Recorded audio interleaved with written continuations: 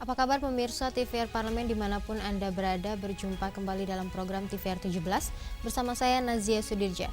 Tepat pukul 17 waktu Indonesia Barat kami hadirkan kepada Anda sejumlah informasi paling baru dan menarik seputar kinerja dan kegiatan DPR RI yang telah disajikan oleh redaksi TVR Parlemen. Pemirsa TVR Parlemen, inilah TVR 17 selengkapnya.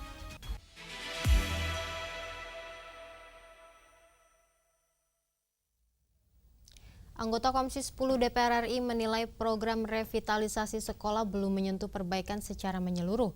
Padahal kebutuhan revitalisasi sekolah di berbagai daerah sangat besar, pemerintah pusat diminta menambah anggaran revitalisasi sekolah, sekaligus memperkuat pengawasan pelaksanaannya.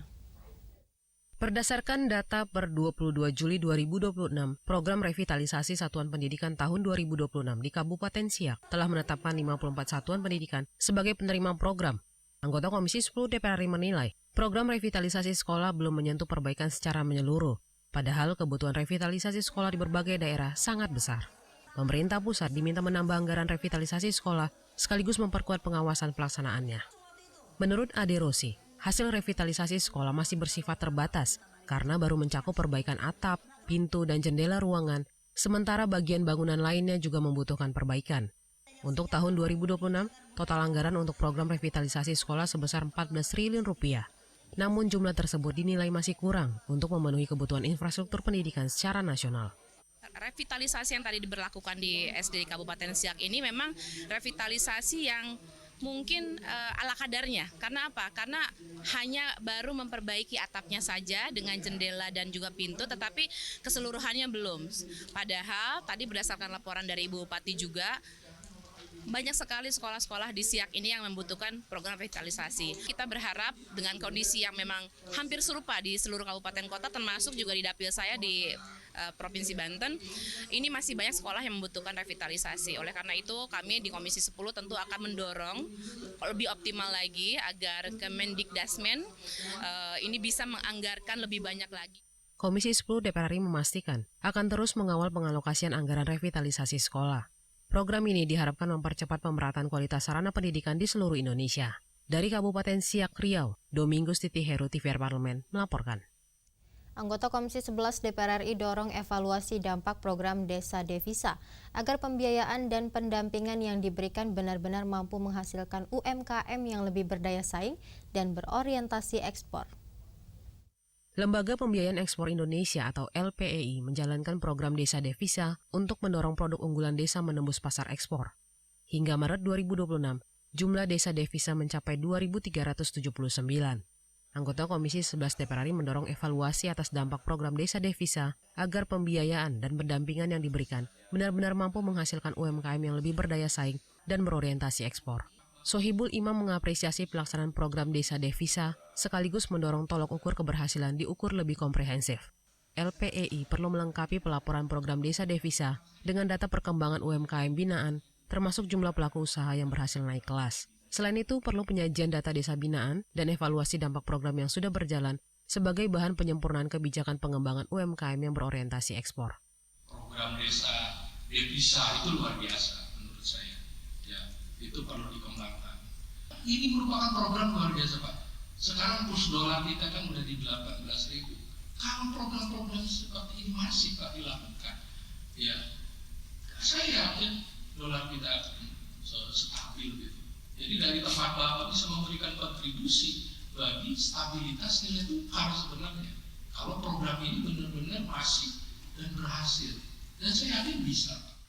Komisi 11 DPR RI terus mendorong LPEI terus memperkuat efektivitas program Desa Devisa melalui pendampingan yang berkelanjutan, evaluasi berbasis hasil, dan penyempurnaan program berdasarkan kebutuhan pelaku usaha.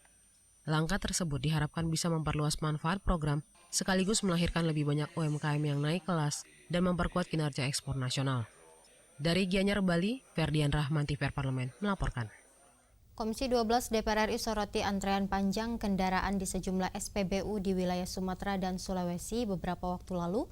Pemerintah, Pertamina, dan Satgas BBM diimbau melakukan pembenahan dan memperkuat sistem distribusi BBM. Terjadinya antrean panjang kendaraan di sejumlah SPBU di wilayah Sumatera dan Sulawesi beberapa waktu lalu menjadi sorotan Komisi 12 DPR RI karena mengganggu aktivitas masyarakat dan sektor usaha. Pemerintah, Pertamina, dan Satgas BBM diimbau melakukan pembenahan dan memperkuat sistem distribusi BBM.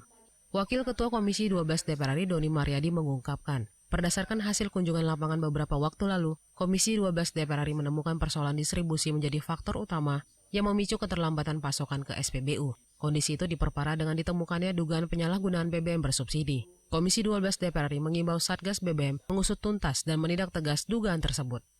Yang mereka membeli solar atau barang subsidi jauh dengan jumlah yang banyak, yang tidak pada haknya gitu loh. Kan haknya mereka tidak sebanyak itu dan mereka mengumpulkan satu mobil bisa sampai 400 liter sampai 500 liter beli BBM subsidi yang sebetulnya dimanfaatkan bukan untuk kebutuhan mereka, tapi itu dijual lagi. Nah, ini yang tidak tepat sasaran. Selain pembenahan, anggota Komisi 12 DPR RI Cek Endra menekankan, Pertamina Patraniaga perlu menyiapkan berbagai langkah antisipasi terhadap semua hal yang berpotensi mengganggu distribusi BBM. Kasus antrean panjang SPBU di wilayah Sumatera menjadi momentum evaluasi agar kejadian serupa tidak terulang kembali, baik di wilayah Sumatera maupun wilayah lainnya. Nah, alhamdulillah Jawa Barat aman, stok banyak dan juga transportasi distribusi lancar. Nah, cuman saya sampaikan seperti yang terjadi di Sumatera Utara itu karena ada masalah beberapa driver dari mobil tangki itu yang mogok. Nah, ini harus diantisipasi. Dari Bandung Barat, Jawa Barat, Alfad Rizky TVR Parlemen melaporkan. Melalui forum ASEAN Interparliamentary Assembly Caucus, DPR RI terus memperkuat diplomasi parlemen sebagai upaya membangun kerjasama yang lebih erat di kawasan Asia Tenggara. Seperti apa peran strategis Indonesia dalam mendorong kolaborasi antar parlemen ASEAN? Simak selengkapnya usai jeda berikut ini, tetaplah di TVR 17.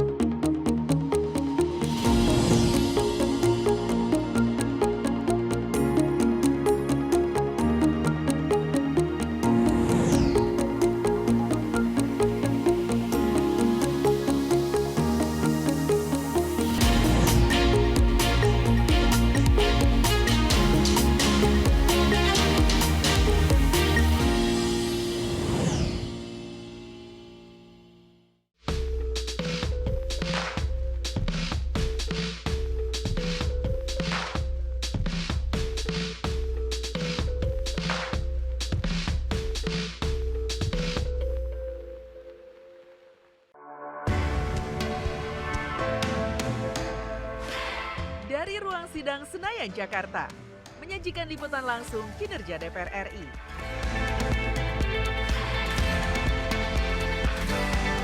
Dialog mendalam, investigasi, dan profil wakil rakyat. TVR Parlemen kini hadir 24 jam.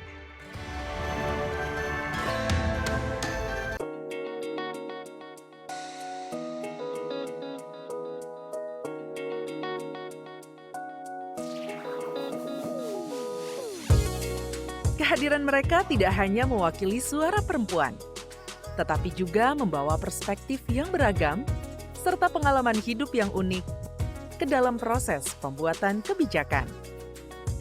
Saksikan Perempuan Parlemen hanya di TVR Parlemen.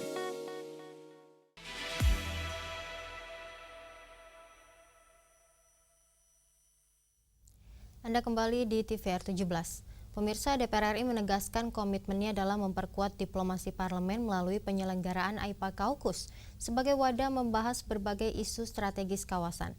Forum ini menjadi momentum bagi parlemen negara-negara ASEAN untuk memperkuat sinergi, membangun kepercayaan, serta menghasilkan solusi bersama atas tantangan regional. Kehadiran DPR RI sebagai tuan rumah sekaligus peserta aktif mencerminkan peran Indonesia dalam mendorong stabilitas, perdamaian, dan kesejahteraan di kawasan ASEAN. Mari kita simak liputan mendalam yang telah dikemas oleh tim redaksi TVR Parlemen dalam segmen Lensa Parlemen berikut ini.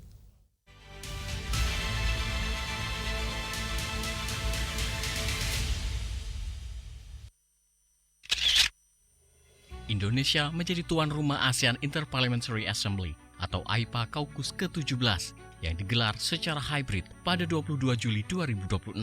Sebagai tuan rumah, DPR RI memastikan kualitas pembahasan tetap terjaga meski forum antar parlemen ASEAN diselenggarakan secara virtual.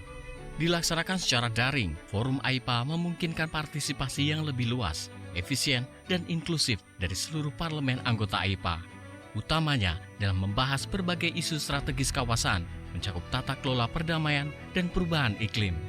Ketua Badan Kerjasama Antar Parlemen atau BKSAP DPR RI, Syahrul Aidi Ma'azab, menjelaskan forum AIPA akan memperkuat peran parlemen ASEAN dalam merespon dinamika geopolitik global yang kian kompleks.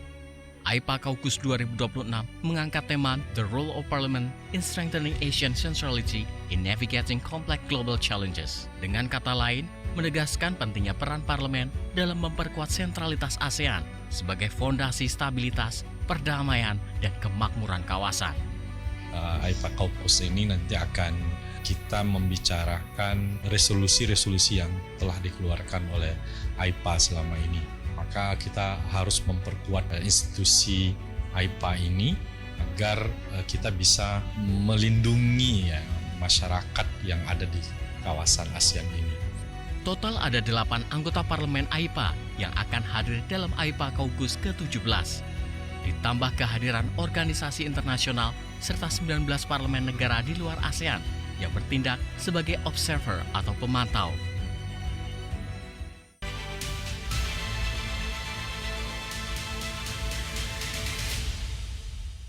Fenomena banyaknya sekolah dasar negeri yang hanya menerima belasan bahkan kurang dari 10 siswa baru, sementara sekolah lain justru mengalami kelebihan pendaftar, menjadi sinyal perlunya evaluasi menyeluruh terhadap tata kelola pendidikan dasar.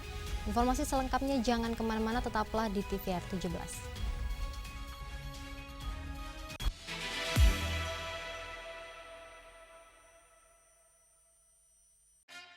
Yuk kita kenalan dengan anggota DPR RI periode tahun ini. Dari depan kursi, di balik kursi. Gini, di balik kursi. Aku ingin menjadi sesuatu yang mungkin bisa kau rindu. Acap kahiji, rukun sakabehna. Gitulah pokok nama. Semakin penasaran kan bagaimana kiprah karir politiknya? Hanya di TVR Parlemen.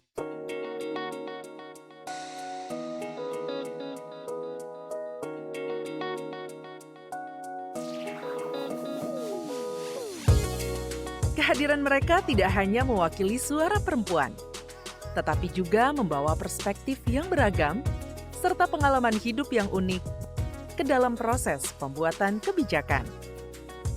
Saksikan Perempuan Parlemen hanya di TVR Parlemen.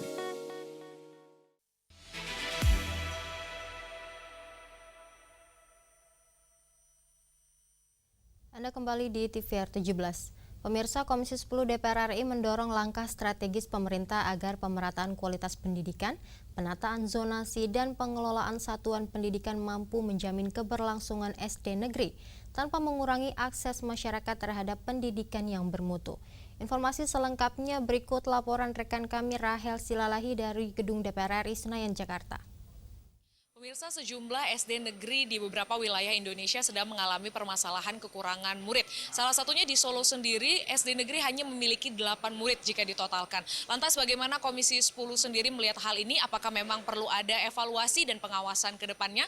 Saya di sini bersama dengan Ibu Reni Astuti selaku anggota Komisi 10 Dapil Jawa Timur 1 dari fraksi PKS. Halo Ibu, selamat.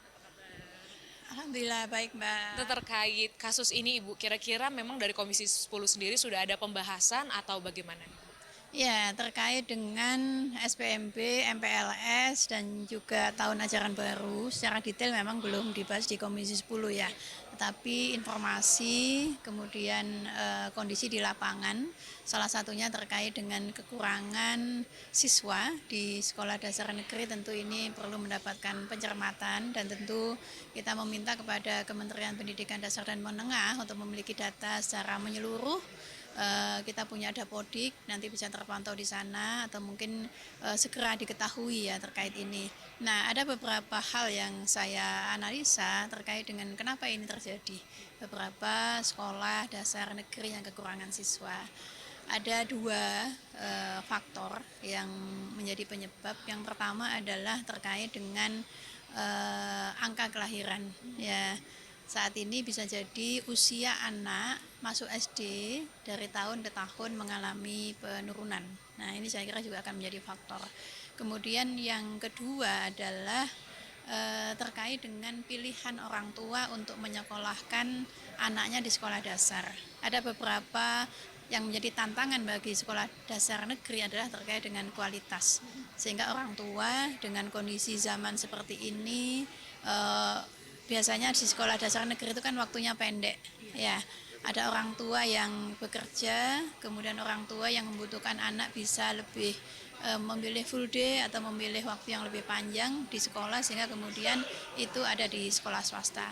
Di samping juga kualitas pengajaran atau kualitas sekolah yang lebih baik sehingga kemudian ini berpindah ke swasta atau mungkin ada pilihan juga kesadaran orang tua yang memilih anak untuk masuk ke pesantren atau ke boarding school seperti itu ada beberapa hal. Nah, apa yang kemudian harus dilakukan oleh pemerintah tentu yang pertama adalah peningkatan kualitas sekolah dasar negeri. Ya, ini saya kira menjadi hal yang sangat penting agar dilakukan perbaikan, peningkatan ya. Kemudian yang juga bisa dilakukan adalah ketika antar sekolah itu tidak terlalu berjauhan, maka bisa dilakukan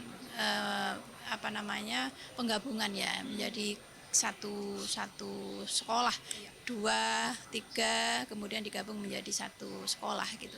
Tetapi penggabungan ini tentu tetap dengan mempertimbangkan akses jarak dari peserta didik. Jangan sampai kemudian penggabungan menimbulkan masalah baru. Saya kira terkait dengan penggabungan sekolah bisa menjadi opsi, tetapi harus dikaji secara mendalam. Jangan sampai kemudian ada anak yang sehingga terlalu jauh dengan sekolahnya. Kemudian yang kedua adalah pemanfaatan aset. Kalau memang ini terjadi, ada satu sekolah hanya mendapatkan 8 siswa, semestinya dia bisa ada 3 rombel, kemudian hanya 1 rombel, ada 2 rombel yang lain, maka kelas-kelas yang ada harus teroptimalkan dengan sebaik-baiknya. Misalkan bisa digunakan untuk kegiatan masyarakat yang ada di sekitar. Atau juga saat ini ada PAUD yang kadang kesulitan untuk mendapatkan tempat belajar. Nah, saya kira aset-aset di sekolah dasar negeri yang memang tidak terpakai karena adanya pengurangan siswa itu kemudian bisa dimanfaatkan, bisa digunakan, bisa difungsikan untuk layanan pendidikan yang lain.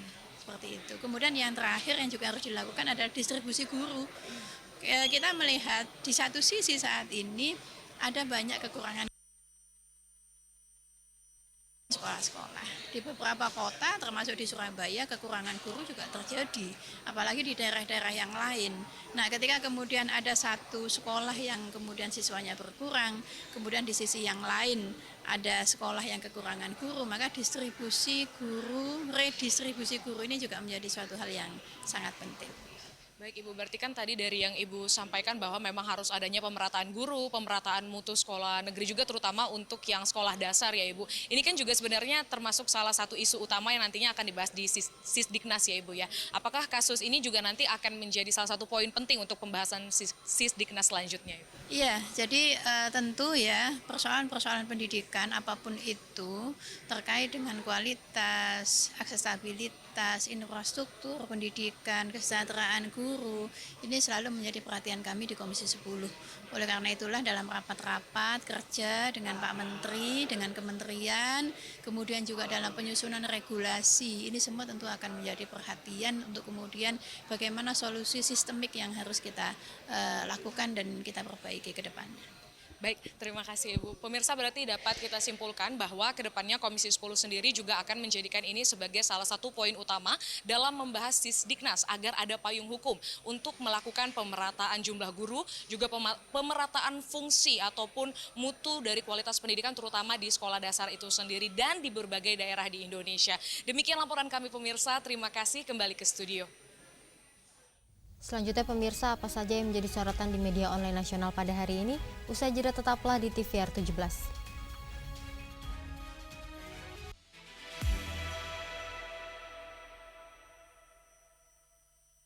Pemerintah dan DPR kemarin sudah membentuk Satgas Mitigasi PHK, artinya sudah sadar bahwa dari dunia tenaga kerja kita itu sedang terjadi krisis ya Pak? Tugas Satgas PHK ini kalau dibuat klaster gitu ya, ada 3. Yang pertama adalah mencari akar-akar masalah terhadap potensi terjadinya PHK. Karena Bapak juga pernah bilang kalau jangan sampai ada PHK massal sebelum Idul Fitri ya Pak, Ya, karena memang betul. itu ada perusahaan yang justru melakukan itu untuk menghindari dari THR sendiri. Nanti di revisi Undang-Undang Tenaga Kerja akan kita tegaskan lagi ya, kewajiban para pekerja untuk memberikan THR dan juga larangan kepada para pengusaha agar mereka tidak melakukan PHK menjelang bulan puasa. Untuk seorang yang terkena PHK sudah tidak bergaji, dia harus pulang pergi dari rumah, sidang dan berkali itu tentu menguras tenaga dan pikiran. Nah, fungsi serikat pekerja itu yang seperti ini. Jadi mendampingi para pekerja yang dia secara individu punya keterbatasan. Kalau serikat pekerja kan mereka punya resource cukup ya untuk mendampingi, bersidang dan segala macam. Ada H-14 notis di Undang-Undang Cipta Kerja terkait PHK massal ataupun PHK. Kalau pekerjanya tidak speak up, ya pasti proses PHK akan berjalan seperti yang ada. Data sebenarnya dari perusahaan itu udah punya JKP semua atau belum sih? Masih ada 61% perusahaan di Indonesia ini yang belum mendaftarkan para pekerjanya di BPJS Tenaga Kerja. Untuk JKP sendiri ada kena pajak nggak sih Pak? Sempat ramai beberapa tahun, tapi saya sudah mengkonfirmasi bahwa untuk teman-teman pekerja ya, JKP bebas pajak.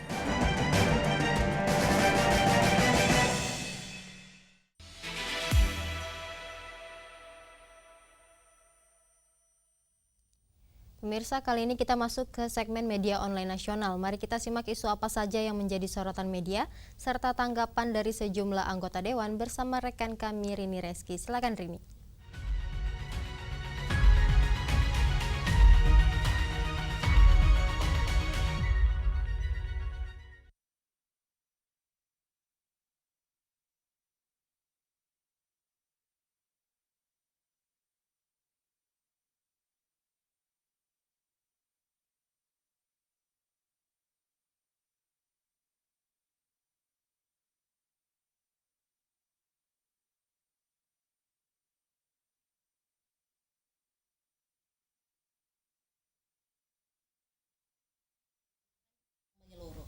Penanganan terhadap korban tidak boleh berhenti pada proses hukum terhadap pelaku, tapi juga harus memastikan kondisi mental dan juga emosional anak dapat pulih dan menjalani kehidupan secara normal. Di sini DPR RI memandang perlindungan anak merupakan tanggung jawab bersama yang menuntut kehadiran negara secara nyata, baik melalui layanan kesehatan pendampingan psikologis maupun perlindungan hukum yang berpihak pada kepentingan terbaik anak. Seluruh pemangku kepentingan di sini mulai dari aparat, penegak hukum, pemerintah daerah hingga lembaga perlindungan anak didorong untuk bergerak cepat dan juga berkoordinasi dalam memberikan pendampingan kepada korban beserta keluarganya. Dan pemirsa, di sini juga DPR RI menilai setiap kasus kekerasan terhadap anak harus menjadi perhatian serius agar tidak meninggalkan trauma berkepanjangan maupun mengganggu, dan juga di sini maksud kami mengganggu tumbuh kembang korban. Dengan langkah penanganan yang cepat, komprehensif, dan berorientasi pada pemulihan diharapkan hak-hak anak tetap terlindungi, sekaligus memperkuat komitmen negara dalam menciptakan lingkungan yang aman bagi seluruh anak-anak Indonesia.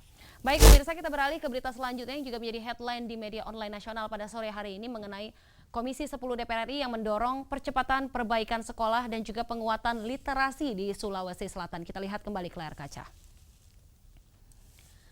Baik, di sini Komisi 10 DPR RI terus mendorong percepatan dan juga perbaikan sarana dan juga prasarana pendidikan di Sulawesi Selatan sebagai bagian dari upaya mewujudkan layanan pendidikan yang merata dan juga berkualitas.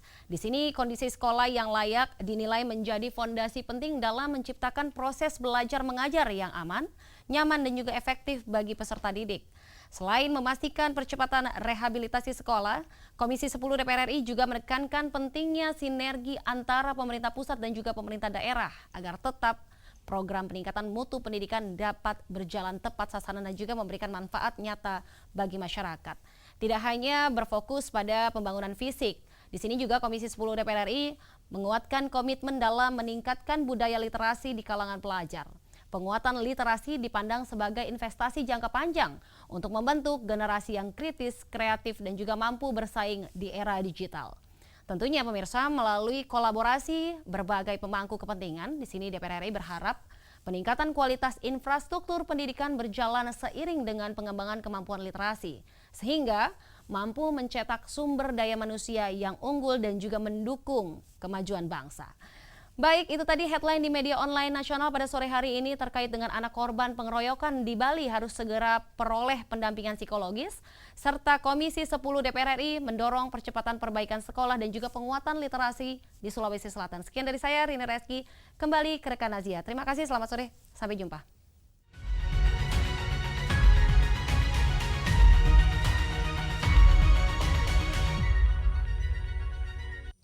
Terima kasih rekan Rini yang telah menyampaikan sejumlah update sorotan dari media online nasional pada hari ini. Pemirsa, segmen media online tadi sekaligus menutup program TVR 17 edisi sore hari ini. Saya Nazia Sudirja beserta seluruh kru TVR Parlemen yang bertugas mengucapkan terima kasih dan pamit undur diri dari hadapan Anda. TVR Parlemen, referensi Indonesia.